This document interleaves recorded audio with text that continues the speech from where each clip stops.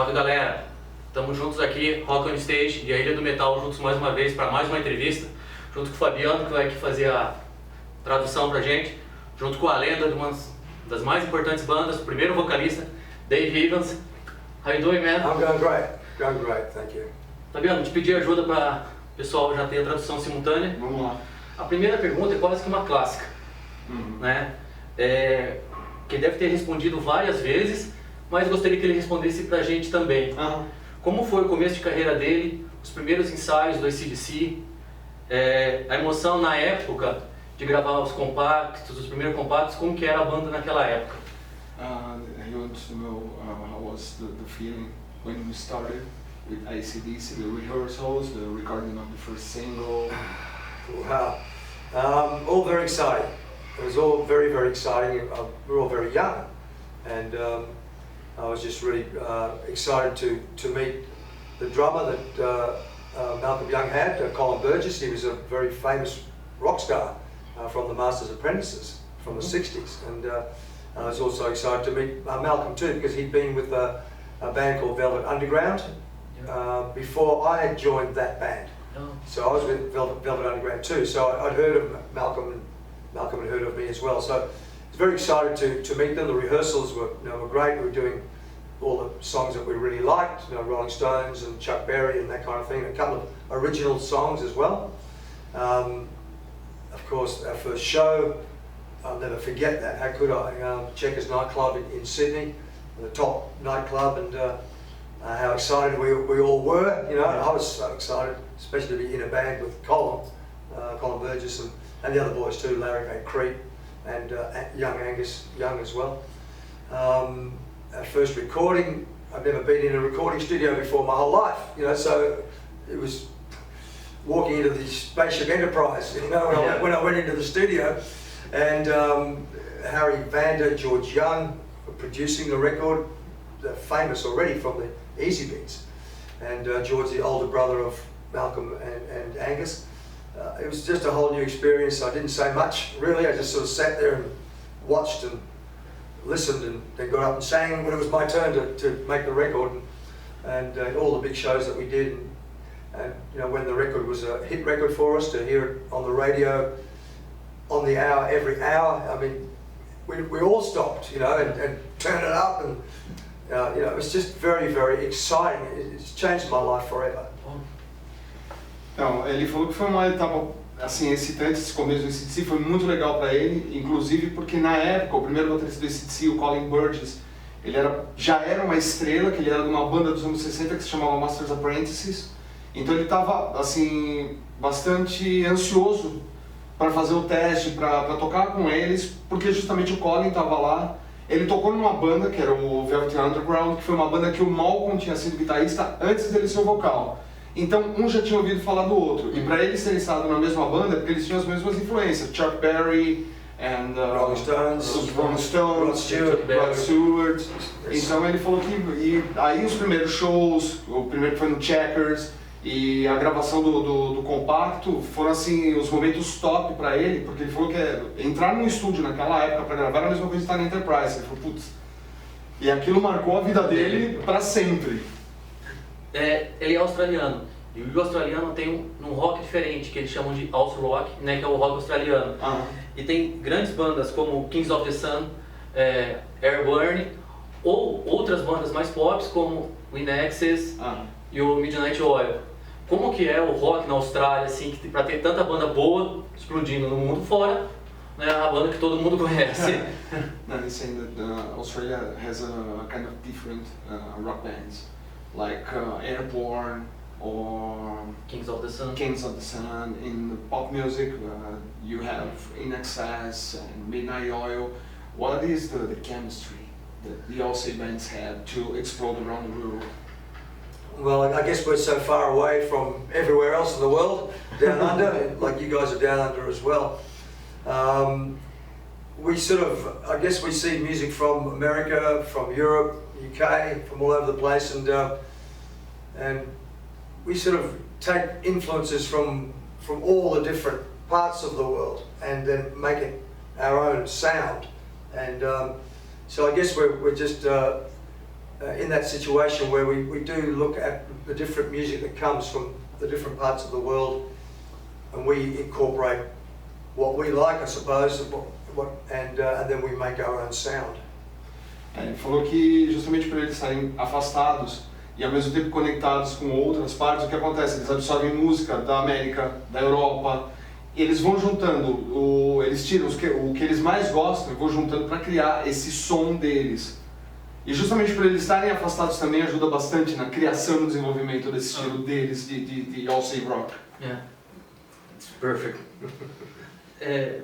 Você tocou na Ucrânia esse ano e você disse que foi um dos shows mais especiais na sua vida, pelo momento de conflito que a Ucrânia estava tendo. Queria que você falasse um pouco desse show que foi pra gente, como foi tocar lá. You said on the internet that you played in Ukraine, and it was one of the most important and incredible shows in your life, and with all those problems they have there. And can you tell us something about that? How important it was? Yeah, it was an amazing show, probably the most incredible show I've ever done in my life. The show in Ukraine just a little while ago. I was asked to do a show in Ukraine, in Kiev, back in February, and I knew there was problems over there, but it wasn't as bad at that time, and I was just very honoured that they asked particularly for me, and I said yes, I'll come to Kiev, and then the show. In the meantime, Russia had annexed Crimea, so I was taking notice of what was going on over there, and then the war started in the east, and they said, "Are you still coming?" You know, and I said, "Well, I promised I'd come," and I wanted the king of all badasses to go there. And I just said, as long as the airport in Kiev is open, I will be there. I promised them. And it was the day before I left Australia to go to Ukraine, and I asked them again, is the airport open? And they said, it's open. I said, I will come. And I went, and there were the beautiful people there, really beautiful people. And I had a tour of the war zone right there in the middle of Kiev. It was amazing, met the people, and I was just so appreciative that I did come, because the other bands all cancelled. Peter Gabriel, Depeche Mode, also one of the big American bands, with Steve Tyler, what's the name of the band? Aerosmith, they all cancelled. But I still went there because I promised, as long as the airport was open. And they were just so appreciative, and the concert itself, they just went absolutely great. They were happy, singing their freedom song in between my songs and stuff like that. And so they asked me to come back in October for a 3-day tour, and I'll be back in October. Ele falou que foi assim, foi muito bacana, o povo lá é muito receptivo, as pessoas são muito bonitas lá. E que quando ele foi em fevereiro, ainda estava no início do que ia ser o conflito, estavam rolando os rumores com todos os problemas com a Rússia. Um dia antes dele viajar, ele entrou em contato com o pessoal lá e falou, o aeroporto aí está aberto? Tá, então eu vou. Ele falou, enquanto o aeroporto estiver funcionando, eu vou. Ele falou que ele tocou numa área meio complicada lá, que era uma zona de conflito, em Kiev. Ele falou que ele chegou lá, foi muito bem recebido, e ele ficou sabendo que as bandas, muitos artistas, tanto americanos quanto europeus, cancelaram. Peter Gabriel, o Aerosmith, Depeche Mode. E ele falou, não vou cancelar. Me chamaram, o aeroporto está aberto, eu vou. O show foi muito legal, ele falou que o pessoal ficou muito feliz. E ele foi chamado agora para mais 3 datas em outubro, e ele falou, enquanto o aeroporto estiver aberto, eu vou. Amazing. Vamos continuar. Agora sobre a sua carreira solo. O que a gente pode esperar nos próximos anos de Dave Evans? About your solo career, what can we expect in the next years for Dave? Well, I guess I just always give my best. I always have, you know, and I'm glad that after all these years I'm still getting wonderful reviews for my live shows and for my albums around the world. That's the reason why I'm still able to do this. I've just recorded a brand new album of 5 songs in Dallas. It'll be released shortly, called What About Tomorrow. Very different songs this time. The fans are going to get a real surprise and a pleasant one, I hope, for them. They'll hear me singing songs that they've never heard me sing before, but with the same amount of passion and feel, and with great messages in the songs as well. And one killer tune, if I could say, and when it comes out you'll understand why I mentioned the word killer. It's a song from a serial killer who wants to strike back at his enemies. Yeah. And that's called Here I Come. So yeah, there's some pretty cool stuff coming up with my next album.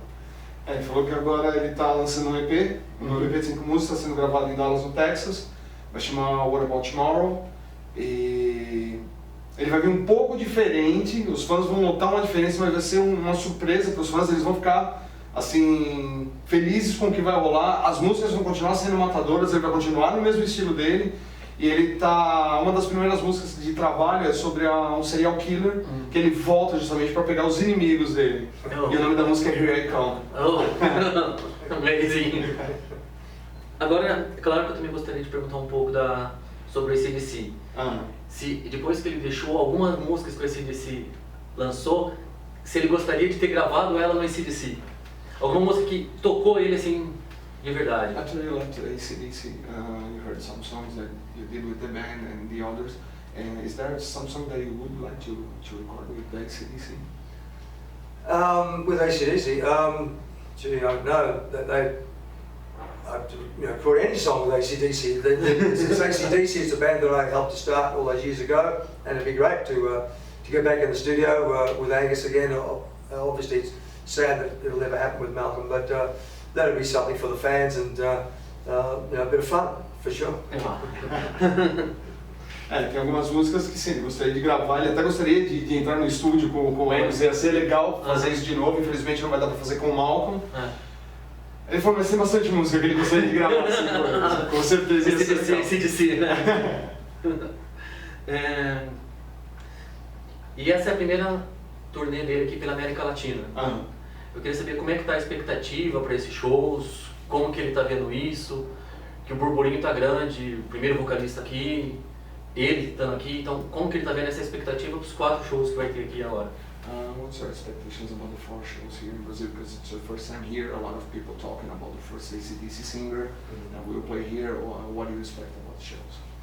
I just expect a lot of people to come to the shows and to be excited, to rock hard, and of course, a lot of people do know my career, and I think they'll know what to expect from me and my South American badasses, and not many people are still writing this kind of rock anymore. There's only a few of us left, so obviously if you're still AC/DC fans, and you're Dave Evans fans too, just come along and let your hair down, and let's just have a great time. Ele falou que é legal, a expectativa é grande, ele espera que os fãs venham. Ele falou que não existe mais tantas bandas que estão fazendo esse tipo de som. É uma verdade. Que é uma verdade que se pratica hoje em dia, que é o verdadeiro hard rock, assim, rock and roll na cara. Ele falou que tem muitos fãs do AC/DC, agora eu tenho bastante fãs aqui também, e ele quer que todo mundo venha pra bagunça. Vamos pra farra. Agora uma pergunta que rolou essa semana e todo mundo falando, que o Gene Simons falou que o rock and roll morreu. Qual a opinião dele, que está gravando um EP matador, então ele mais que ninguém deve saber. Gene Simons from UK said that rock and roll is dead, and now that you're doing a killer new album, what do you say about the death of rock and roll? Well, he really means, I guess, in the United States, because a lot of the major labels haven't signed a rock act there for 20 years, since the grunge thing and in the 90s, and of course for a long time the major acts of dance music, hip hop, rap, right? So, and I've lived in America for quite a long time, and rock music, even though it's loved by so many people, they're being deprived of it by the major labels and the major radio stations, because there's a connection between the labels and the radio stations. which is illegal in Australia and in the UK. So they're just being fed in America. That's all they're being fed. So the rest of America is starved for it. That's what he means. But there are places like here in South America where people still love rock, and in Europe people still love rock. And I do most of my touring in Europe and Australia, and I do some shows in America, but not many. So that's what he means. But we're doing our best to keep rock alive. Então, ele falou que é o seguinte, quando o Gene Simmons falou isso daí, ele estava se referindo aos Estados Unidos somente, porque lá de fato as grandes gravadoras mataram isso, porque eles preferiam investir no dance music, no hip hop. Aí ele falou, pô, por exemplo, aqui na América do Sul ele sabe que tem bastante gente que gosta, tem muito fanático, na Europa também. Então ele falou que é uma coisa assim um pouco mais restrito. As rádios de rock lá também, as grandes rádios pararam porque eles preferiam investir nesse outro estilo, mas tem muita gente que gosta de rock lá. E o que acontece? Não está rolando, é a nossa função fazer isso, continuar, manter isso vivo. Como ele vê o futuro da música? I see the future of the music. Well, there's always going to be music, obviously. Rock music, as we all say, rock will never die, and it's been around a long time, and it can't ever die because it's got that basic beat that we all love. And other fads come and go, as they have over many years. But since rock and roll first started way back in the 50s, rock is still here. Even though there's been so many different other fads since 1950s. So as long as we, as long as there are people like myself who keep writing the material, and there are record labels like Hellion Records here in Brazil who released my albums, we'll keep rock alive. Yeah. Ele falou que assim, o rock and roll vai continuar vivo. Outros estilos foram e vieram, o rock and roll foi inventado nos anos 50, nesse período também muita coisa foi, voltou, desapareceu, mas enquanto tiver artistas como ele e tantos outros que ainda estão mantendo isso vivo, e gravadoras, por exemplo, como a Hellion daqui do Brasil, que lançou os 2 discos solos dele, mantiverem forte esse estilo, o rock and roll verdadeiro, e continuarem levando isso pra frente, o rock and roll vai sempre continuar vivo, a gente vai sempre manter isso vivo. Thank you, Dave. My pleasure. Let's send a message to all your friends and invite you to. All right. Come along and let's rock! Yeah!